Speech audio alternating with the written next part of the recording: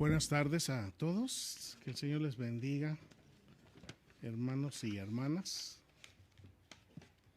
Pues sí, este canto habla de algo demasiado sublime, demasiado incomprensible. A mí todavía me hace cortocircuito en la cabeza el estar pensando que el Señor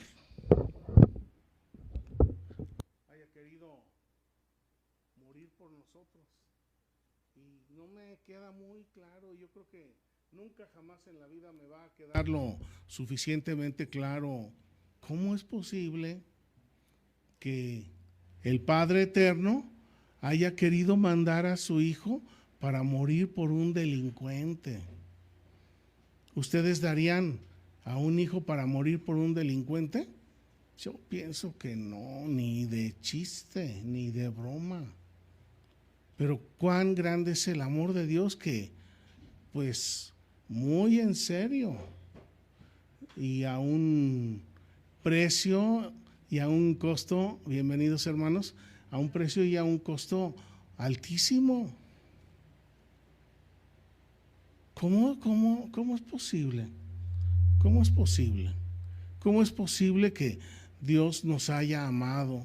Y luego me pongo a pensar, pues seguro, no hay duda de que Dios ama a su Hijo, pero dejó a su Hijo sufrir por causa de nosotros. Y luego cuando me pongo a pensar, por ejemplo, ahorita somos aproximadamente 7,000 millones de seres humanos sobre la tierra, y los estudiosos dicen que desde que empezó la humanidad, ahorita vamos aproximadamente en 7,000 generaciones. Y cuando yo me pongo a pensar en esas cosas y en el tiempo en que el Señor Jesús murió en la cruz, y me pongo a pensar, si el Señor Jesús hubiera tenido que dar su vida por uno solo, es decir, por alguno de ustedes o por mí, no se hubiera rajado. Él de todos modos lo habría hecho. Y es donde yo digo, como que no hay equilibrio, como que esto no es justo para el Señor. ¿Cómo es posible que Él tuviera que morir en la cruz por uno de ustedes? ¿Cómo es posible que Él murió en la cruz solamente por mí? Siendo un delincuente, un ladrón, un adúltero, un mentiroso, un idólatra. Aún así, Dios. Y luego, ¿cómo? O sea que el Señor Jesús hubiera dicho, papá, yo quiero morir por este pecador, y yo, si alguno de mis hijos viene y me dice eso, yo le digo, pues discúlpame, hijo, pero estás loco. ¿Cómo te voy a dejar que te mueras por alguien que no vale la pena? Pero aquí el problema, retire mi bolsa de ahí, hermano, quiten la bolsa, de favor. Aquí el asunto, el problema, el detalle es que no solamente el Padre quiso hacerlo, sino también el Hijo lo quiso hacer. ¿Cómo? ¿Cómo es posible? ¿Cómo es posible que Dios entregó a su Hijo, sacrificó a su Hijo, y el Hijo se sacrificó? Y ahí es donde yo digo, si es cierto, pues bien dice en la ley que para que una acusación sea tomada como verdadera se necesitan 2 testigos. 2 testigos, con uno solo no se puede. Y aquí pues son 2 testigos, es el Padre y es el Hijo. Si estuviéramos hablando en términos humanos de un papá así, yo diría, pues ese papá está loco. Y el Hijo, pues más. ¿Cómo es posible morir por un delincuente? No. Pero eso lo hizo Dios. Eso lo hizo el Padre. Y lo hizo su Hijo. Y lo hizo por cada uno de nosotros. Y si solamente Denis se salvara, el Señor Jesús lo hubiera hecho. Y si solamente Rosita se salvara, el Señor lo hubiera hecho. Y si solamente Aldair se salvara de toda la humanidad, el Señor lo habría hecho. Por uno solo. El Señor lo quiso hacer. Merece, por supuesto, toda la honra, toda la alabanza, todo el honor, toda la gratitud, todo el sacrificio humano, todo lo que se pueda decir que es agradable y es bueno, Él lo merece. Pero muchas veces vemos las cosas a la ligera y decimos, pues está bien. Ha habido algunos hermanos que me han dicho, Él lo hizo porque quiso. Yo no se lo pedí. Y yo digo, sí, tienes razón. No se lo pediste. No se lo pedimos. Él lo quiso hacer de su voluntad, de su corazón.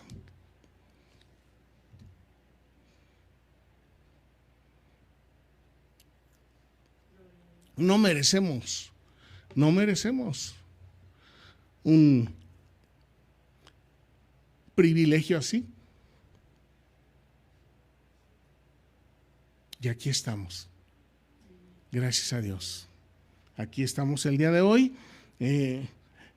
Nef está a cargo de la predicación este mes y nos está hablando acerca de la sumisión.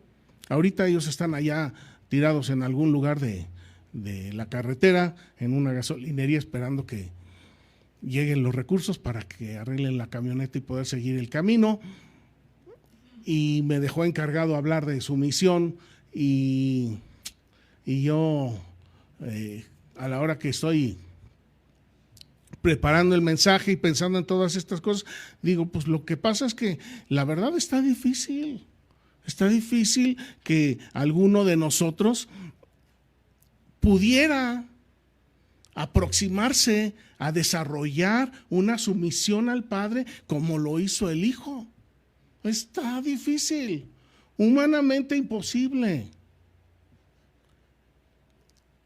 Y Nef me encargó que hablara en relación a la sumisión y que hablara acerca de Elías.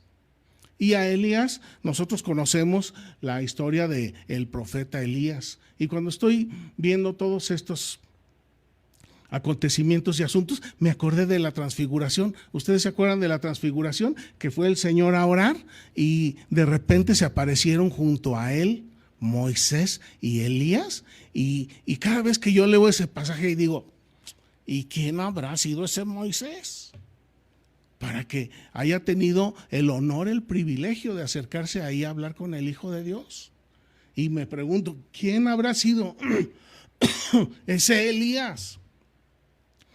Y cuando le estoy dando vueltas y estoy redondeando ese acontecimiento y digo, no cabe duda, la sabiduría de Dios infinita. Moisés para mí representa la ley, porque él le dio, a través de el Padre, dio la ley a los israelitas. Y Elías, para mí, pues representa a los profetas. Entonces, cuando el Señor Jesús estaba desarrollando su ministerio, Él siempre hablaba de la ley y de los profetas. Hablaba de la ley y de los profetas, pero la ley y los profetas fueron completados con el ministerio del Señor Jesús. Entonces, a la hora que yo estoy viendo la imagen de Elías, de Moisés y de Jesús, y que los tres están hablando, yo digo, ¿y de qué estaban hablando? Yo creo firmemente que estaban hablando del plan de salvación para la humanidad, del plan de salvación de cada uno de nosotros. Y entonces digo, ahí está la plenitud, ahí está mi Biblia completa, está la ley, están los profetas y está el Señor Jesús. Pero hablando de Elías, claramente es un muy buen representante de los profetas. Y aquí, gracias hermano, y aquí me doy cuenta de que así, fíjense, así como Jesús pudo desarrollar una relación de sumisión absoluta al Padre, Así lo hizo Moisés. Y así lo hizo Elías. Entonces la pregunta que yo me hago y que les hago a ustedes, ¿será posible desarrollar una relación de sumisión con Dios? Mientras veo solamente al Señor Jesús, yo digo, está difícil y seguramente es imposible. Pero a la hora que ya me detengo a ver a Moisés, que era un hombre que tenía fallas y defectos, me detengo a ver a Elías, que era un hombre que tenía también sus fallas y defectos, y ellos sí pudieron desarrollar una relación íntima y una sumisión perfecta hacia Dios. Entonces, ahora, a la luz de Elías y de Moisés, ¿ustedes creen que cada uno de ustedes y yo podemos desarrollar una relación de sumisión a Dios? Pues la respuesta lógica es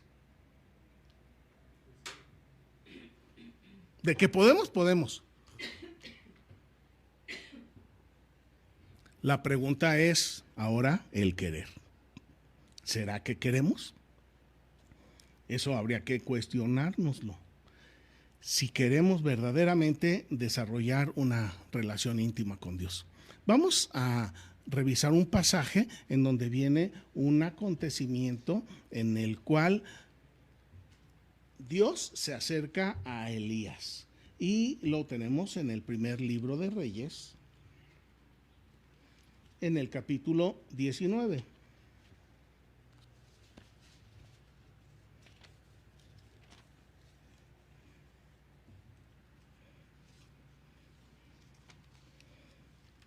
¿De qué estamos hablando?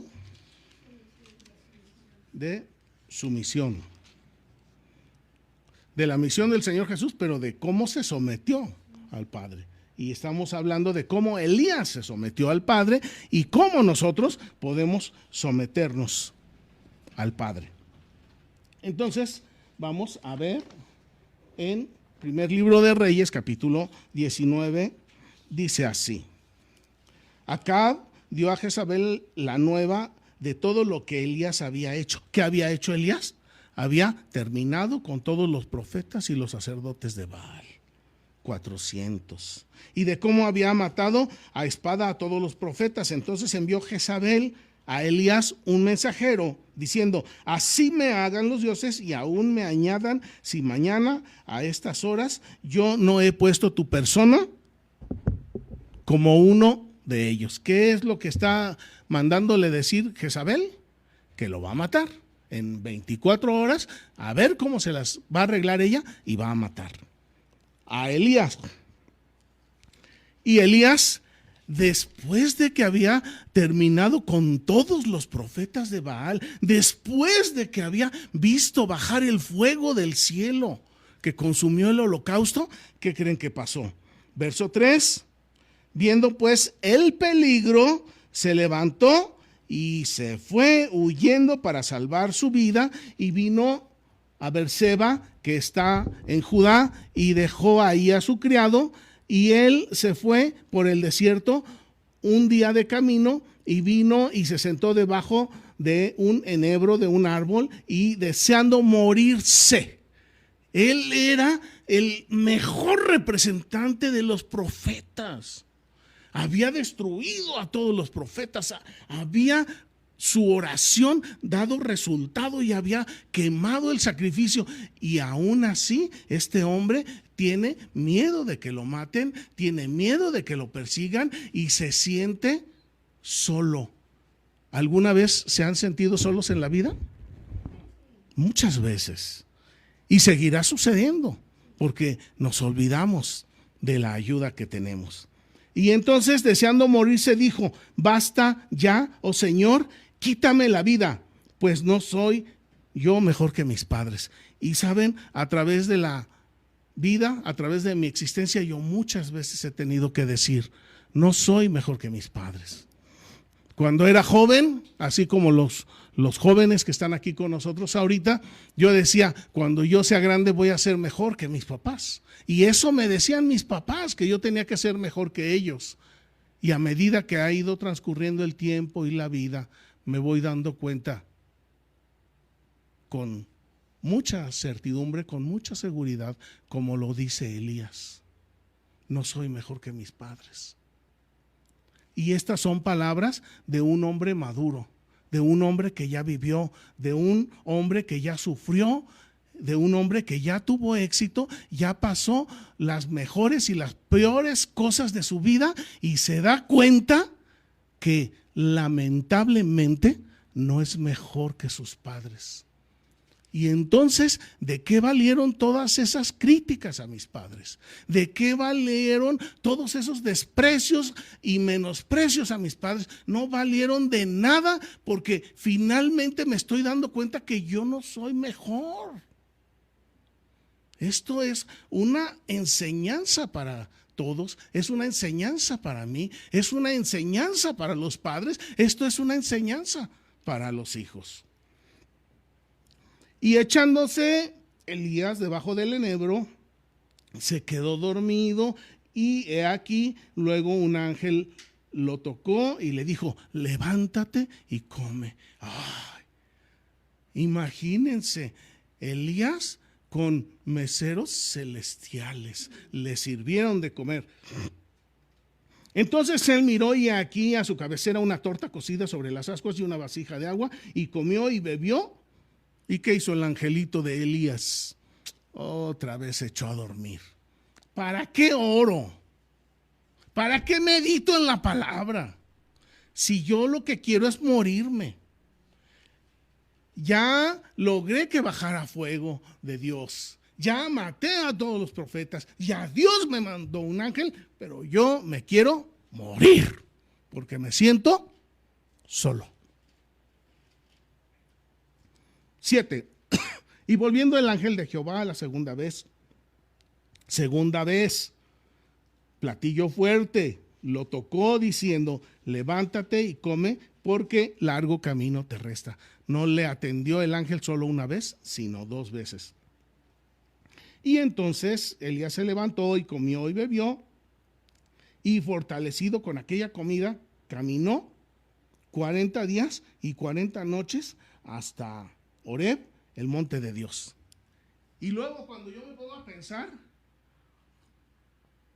en esta comida de alto rendimiento, en esta comida de alto octanaje, y yo digo: oh Señor, ¿cómo es posible? Con una comida aguantó 40 días, caminó una larga distancia, y me pongo a pensar, de verdad que hasta la comida, por causa del pecado, está echada a perder.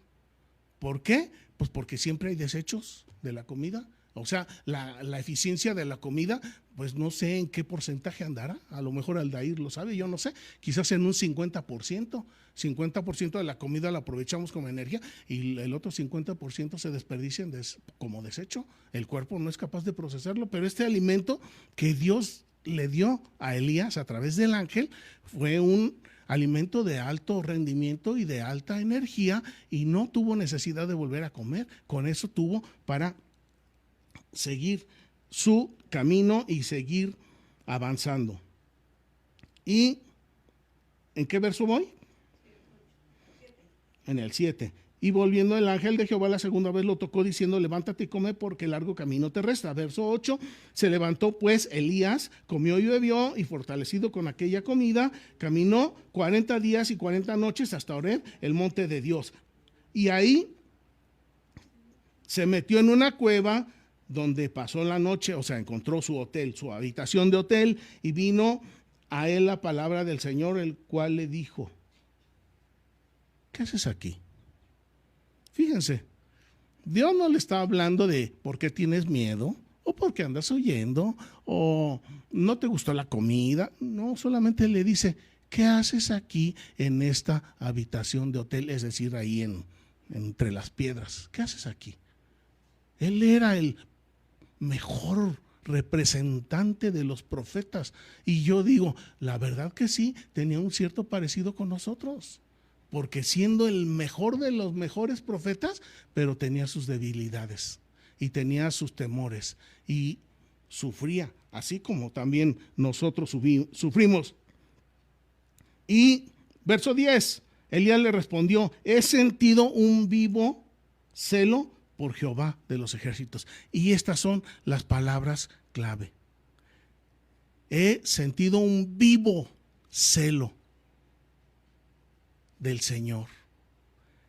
He sentido una necesidad de luchar por el Señor. He sentido un vivo deseo de vivir por el Señor. He sentido un vivo deseo de caminar y de sufrir por el Señor. Pero ya estoy cansado. Entonces ya para qué voy. Entonces ya para qué les digo. Entonces ya para qué oro. Entonces ya para qué escucho las palabras de Dios. Así nos pasa a todos. Entonces le dice Elías: he sentido un vivo celo por el Señor de los ejércitos, porque los hijos de Israel han dejado tu pacto, han derribado los altares y han matado a espada a tus profetas, y solo yo he quedado, y me buscan para quitarme la vida. Fíjense, dice él, yo solito, ¿verdad? Dice, yo solo he quedado. Él no se acordó de que sus papás amaban a Dios. Él no se acordó de hermanos que amaban a Dios. Él no se acordó de amigos que amaban a Dios. Dice él, me he quedado, ¿cómo? Solo. Se sintió solo. 11. Y Dios le dijo: sal fuera y ponte en el monte delante de Jehová. Y he aquí, Jehová pasaba, y un grande y poderoso viento. ¿Qué era? ¿Qué era? Lo que pasaba, un viento que rompía los montes y quebraba las peñas delante del Señor. Pero el Señor no estaba en el viento. ¿Es una manifestación de Dios el viento? Aquí dice que sí. Y tras el viento, ¿qué sucedió? Un terremoto. Pero el Señor no estaba en el terremoto. ¿Es una manifestación de la presencia de Dios el terremoto? Sí. La tierra tiembla ante la presencia de Dios. Luego, entonces, ¿por qué los humanos somos tan insolentes que no temblamos ante la presencia de Dios? 12. Tras el terremoto, un fuego. Pero el Señor no estaba en el fuego. Y tras el fuego, un silbido apacible y delicado. Y en ese silbido apacible y delicado, en ese susurro, en esa musitación, en esas palabras y sonidos suaves, ahí sí estaba el Señor. Y cuando lo oyó Elías, cubrió su rostro con su manto y salió y se puso a la puerta de la cueva. Y he aquí vino a él una voz diciendo: ¿qué haces aquí, Elías? Un hombre así, de cercano a Dios, va a ser difícil que lo hallemos. Aquí ahorita vamos a ver que Juan el Bautista fue un hombre tan cercano como Elías a Dios, pero Juan no hacía milagros, ni revivía gente, ni hacía que bajara fuego del cielo. Juan era un hombre como ustedes y como yo, simplemente que él realmente amaba a Dios con todo su corazón. ¿Como quién? ¿Como Moisés? Sí. ¿Como Elías? Sí. Juan el Bautista, sí. ¿Ustedes a quién les gustaría parecerse? ¿A Moisés? ¿A Elías? ¿A Juan? ¿Al Señor Jesús? ¿O a ninguno de ellos? Porque todos tenemos la posibilidad de desarrollar esta relación íntima con el Señor. Y entonces ahora sí me voy a Malaquías, que fue el pasaje que leímos ahorita al empezar. En Malaquías, en el capítulo 4, nos leyó la hermana Clarita los últimos versículos del Antiguo Testamento. Y ahí hay una promesa y ahí hay una bendición. Nef me pidió, papi, hablas de Elías y de la sumisión. Hemos hablado de la sumisión, hemos hablado de Elías y de cómo Elías tenía una íntima relación con Dios. Pero siendo el día del papá, me encuentro con este pasaje que habla acerca del profeta Elías y que habla de los papás y que habla de los hijos. Dice el verso 5 del capítulo 4 de Malaquías: he aquí, yo os envío el profeta Elías, pero Elías ya había venido, ya había muerto, pero Dios está dando la promesa de que va a mandar a Elías. Dice, antes de que venga el día del Señor grande y temible. Y ahora sí, primero me habla de Elías y ahora me habla de qué va a hacer Elías.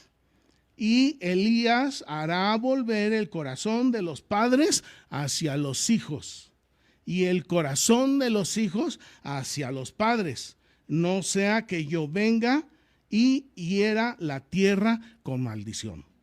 Primera pregunta, de acuerdo a este verso, la tierra recibe maldición. ¿Por qué causa? ¿Cuál es la causa de que la tierra reciba maldición? De acuerdo a este versículo. Ayúdenme, por favor.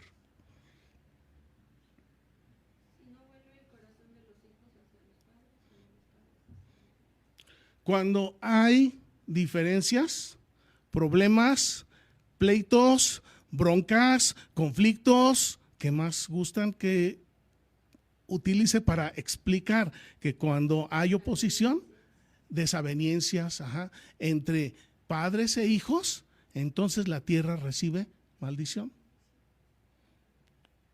¿Nosotros queremos que nuestra tierra reciba bendición? Sí. Entonces, ¿qué es lo que tenemos que hacer? Tenemos que buscar que haya armonía entre los corazones de los papás y de los hijos.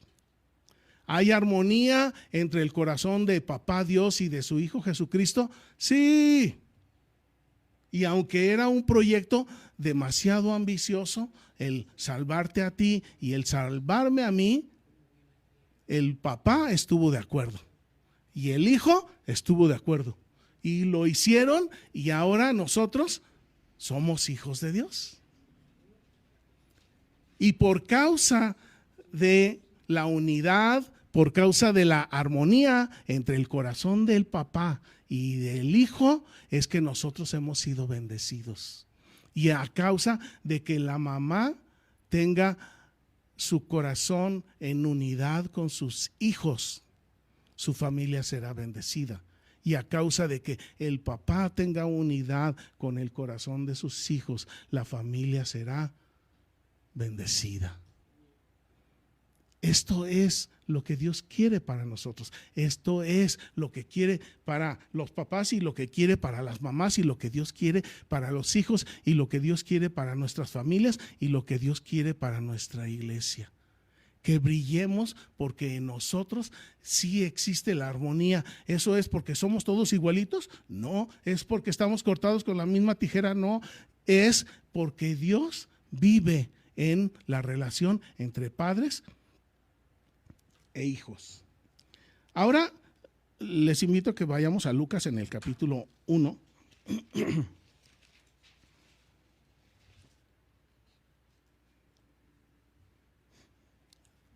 Lucas capítulo 1, verso 17.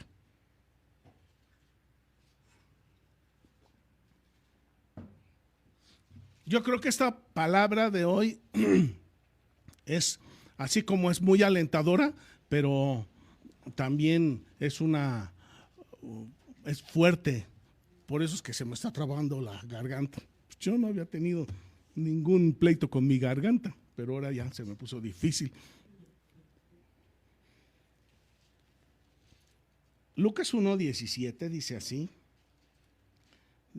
Está aquí hablando de Juan el Bautista y me dice la palabra del Señor: irá delante de él irá ante el, aquí está diciendo, se los voy a parafrasear, Juan el Bautista irá delante de nuestro Señor Jesucristo con el espíritu y el poder de Elías para hacer volver los corazones de los padres a los hijos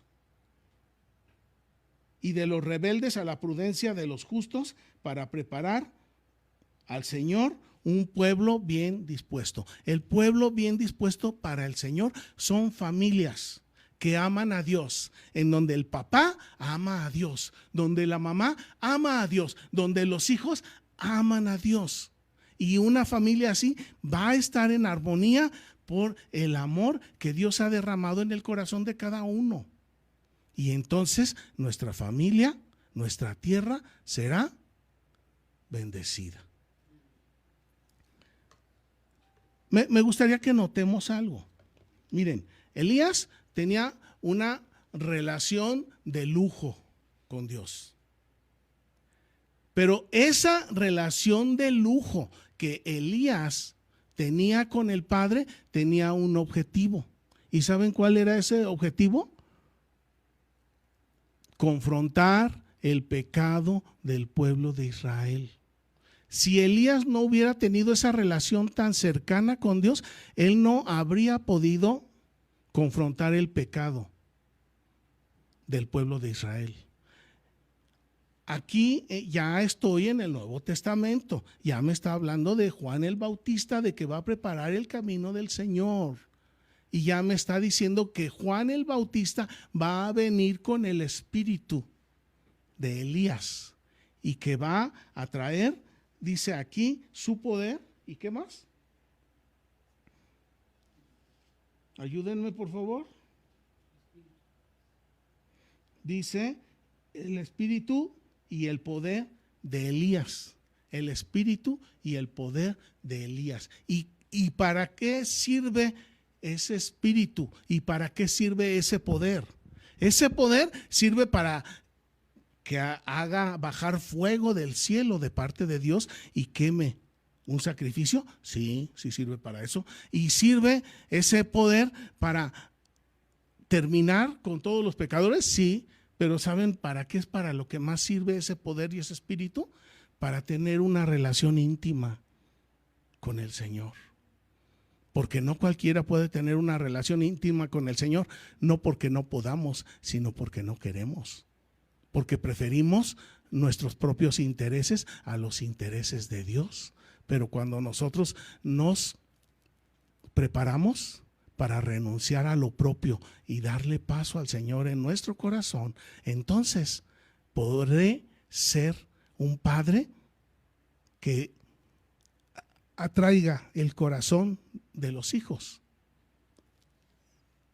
Y visto también del otro lado, si yo soy un hijo que le doy en mi corazón el lugar a Dios sobre todas las cosas, entonces Dios también me va a bendecir y voy a poder atraer el corazón de mi papá y voy a poder atraer el corazón de mi mamá. ¿A los que son hijos les gustaría atraer el corazón de sus papás? Yo estoy seguro que sí. Y a los que somos papás nos gustaría atraer el corazón de nuestros hijos. Por supuesto, es lo que más uno quisiera. Pero todo esto tiene como base una íntima relación con el Padre. De ahí parte todo y de ahí viene toda bendición y de ahí viene toda gracia y de ahí viene toda solución a cualquier diferencia que pudiéramos llegar a tener. Nada más para terminar, miren en Ezequiel, en el capítulo 11.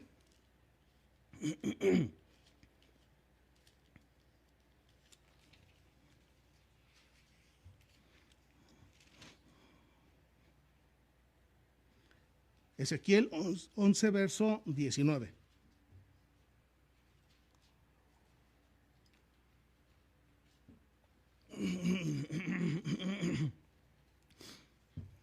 Me acuerdo que cuando estábamos chavos hablábamos de el que traía la lengua de corbata, o sea, que hablaba mucho y hacía poco, ¿no? Y luego también hablábamos de aquellos que al hablar se mordían la lengua. ¿Y por qué se la mordían o se sangraban la lengua?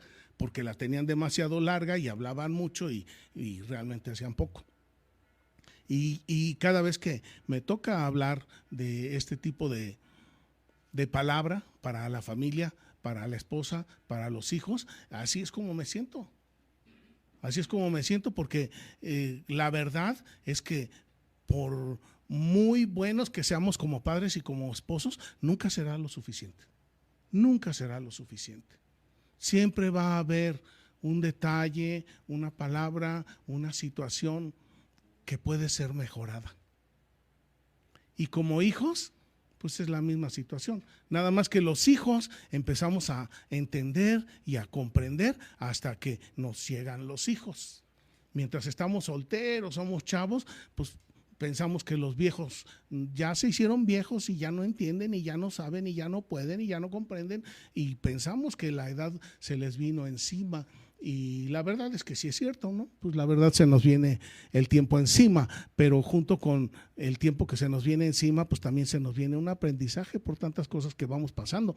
Pero lo más hermoso es que, miren, si ustedes son papás, mamás, o si ustedes son hijos, si escuchan esta palabra de la grandeza de Elías y en lugar de pensar en hacer grandes milagros, pensamos en desarrollar una verdadera, sincera e íntima relación con Dios, nuestra familia va a cambiar. Entonces sí podremos ser mejores que nuestros padres. Mientras no sea así, eso no va a suceder. Ezequiel 11, verso 19. Dice: les daré un corazón y un espíritu nuevo pondré dentro de ellos, y quitaré el corazón de piedra de en medio de su carne, y les daré un corazón de carne.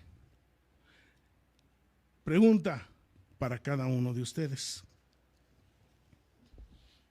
¿su corazón es de carne o de piedra?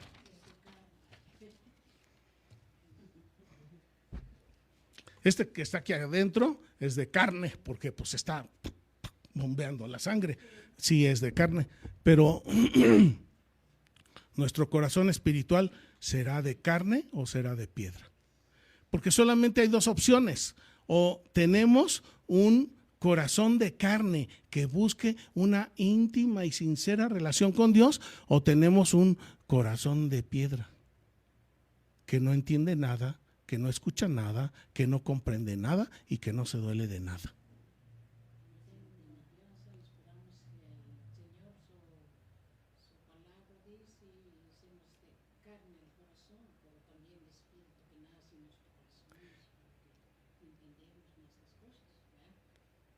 Sí, pues sí, hermana, es así como usted lo está diciendo. Porque en el momento en que nosotros desarrollamos una íntima relación, fíjense, a pesar de que los hijos vayan mal, de que la esposa vaya mal, o no precisamente que vayan mal, que no vayan como nosotros queremos, hablando de los papás, o hablando de las mamás, aunque el esposo o los hijos no sean como ustedes quieren que sean, pero si ustedes desarrollan una íntima y verdadera relación con el Señor, dice aquí: voy a quitar el corazón que tienes y te voy a dar un espíritu nuevo y un corazón de carne. Para tener un corazón de carne necesito el Espíritu de Cristo. Y si tengo el Espíritu de Cristo, sea padre o sea madre o sea hijo, si tengo el Espíritu de Cristo, entonces sí, mi corazón es de carne y mi corazón se va a doler. Y mi corazón se va a alegrar y mi corazón va a estar manejado por el Espíritu. Y entonces, palabra que yo le doy a mis hijos, así como usted, hermana, que les da palabra a sus hijos, es palabra que viene de parte de Dios. Y es palabra que está directamente dirigida a transformar esos corazones, porque realmente eso es lo que busca el Señor. Que nuestros corazoncitos sean de papá o de hijo, que nuestro corazón tenga la guía, la ayuda del Espíritu Santo para que entonces en unidad podamos caminar como familia y no que seamos una casa dividida que al tiempo va a ser destruida, sino que seamos una familia que está unida en Cristo y que por lo tanto es una familia que va a ser grandemente bendecida. Así es que, hermanos papás, ya tenemos tarea. Hermanas mamás tienen tarea. Jóvenes, jovencitos, tenemos una tarea. Y así como les decía en alguna ocasión, pensemos bien antes de soltar la lengua, porque nos podemos sangrar, nos podemos hacer daño a nosotros mismos. Pensemos bien cuando vamos a hablarle al esposo o a la esposa. Pensemos bien cuando le vamos a hablar a papá o a mamá, porque por ahí empieza la bendición en nuestras vidas. Con la ayuda del Señor, Él les ayude, me ayude, nos ayude a cuidar lo que decimos con nuestros labios. Bueno, mis hermanos, que el Señor les bendiga. Ya dejamos una tarea para todos los papás. Felicidades.